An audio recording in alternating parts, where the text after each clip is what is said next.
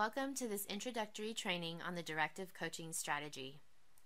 By the end of this training, you should be able to explain 2 specific reasons why coaching conversations are important, explain what directive coaching is, identify all the steps of the directive coaching roadmap, and demonstrate the ability to craft a set of directive coaching questions. I'd like to start off by introducing you to Bob. Hi, I'm Bob. That's me with the dark hair, alongside my teammate Jake and my supervisor John. When I first started, John immediately began training and coaching me. His coaching approach really fostered a culture of open communication and a safe learning environment for me and my teammate Jake.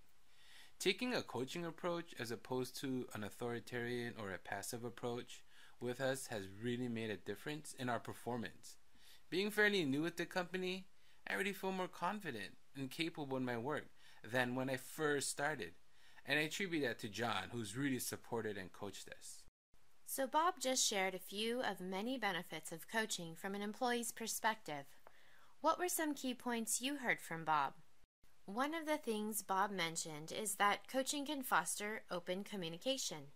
Another thing he mentioned is that coaching can foster a safe learning environment in the workplace. It can also generate the performance results a company needs in order to be effective. So now that we have a sense of the benefits of coaching, what exactly is directive coaching? Directive coaching is a way of facilitating a conversation with the use of open-ended questions that are carefully crafted to offer the employee clear direction for problem solving. There is actually a simple formula for facilitating a directive coaching conversation that anyone can follow. Here's a roadmap to illustrate the key steps. Start with a question that starts with what or how, so that you can seek first to understand. Once you have an understanding of your employee's perspective and thought process, you'll follow up with an open-ended question that focuses on a specific action. That open-ended question will also specify a time frame for that action item to be completed. Most importantly, a coach must never forget to offer support as you work with your employee to successfully reach the end goal together. So let's apply this to a scenario. John has noticed that Bob is struggling to complete his monthly report accurately. There are discrepancies in his data, and it is reflecting poorly on the department's performance. John sees this as a great opportunity to coach and support Bob. Let's explore how a directive coaching conversation can be applied to John and Bob's situation.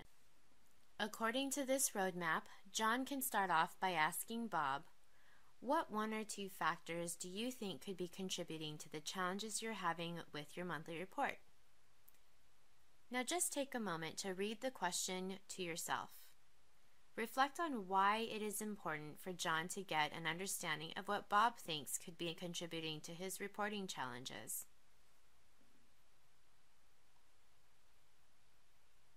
Whichever way Bob responds, John can then ask, what is one thing you can focus on to ensure that the data on the report is accurate this coming week? By asking this question, it steers Bob to reflect on his options, prioritize them, and act on them within a specific time frame. Following these coaching questions, a good coach should always offer an opportunity for the employee to consider what support they may need. So John should then ask Bob, how can I support you in that effort? Here's another way John can facilitate the conversation. He can start by asking, what part of your monthly reporting process do you think might need some attention? He can follow Bob's response with, what 2 activities can you engage in to improve the accuracy of your monthly report within the next 2 weeks? And of course, what support do you need from me to move forward? Now that you've had a chance to hear 2 ways to facilitate a directive coaching conversation, we'd like you to go ahead and read the questions to help you determine which flags belong at the different sections of the roadmap. Click, drag, then drop your answers where you think they belong. Now it's your turn. Consider a situation in your own workplace. Craft your own set of directive coaching questions, much like the ones that were just modeled for you. Be sure to submit your questions to your supervisor so you can earn credit for completing this course. Let's revisit our objectives.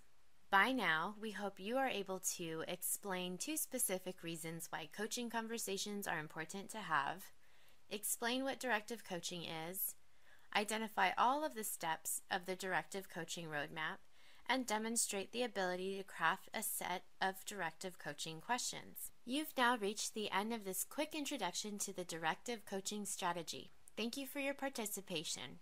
Happy coaching!